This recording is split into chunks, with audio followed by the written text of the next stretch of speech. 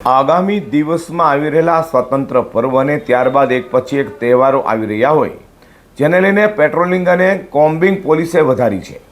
સુરતના સચિન પોલીસે દેશી હાથ બનાવટના પિસ્ટલ અને કારતૂસ સાથે યુપીવાસીને ઝડપી પાડ્યો હતો।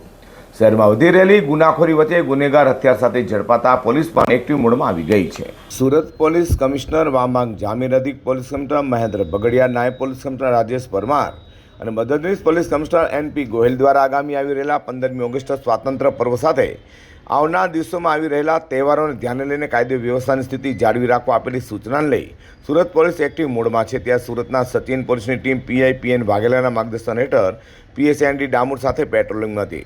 તે સમયે એએસઆઈ ઇન્દ્રજીતસિંહ અમરસિંહ વનાર અને પોલીસ કોન્સ્ટેબલ દશરથભાઈ માવજીભાઈને મળેલી બાતમીના આધારે સચિન વિસ્તારમાંથી ગેરકાયદે દેશી હાથ બનાવટના પિસ્ટલ અને કારતૂસ લઈ ફરતા યુપીવાસી મોહિત હરકેશ પાસવાને ઝડપી પાડી તેની વિરુદ્ધ કાયદેસર કાર્યવાહી હાથ ધરી હતી।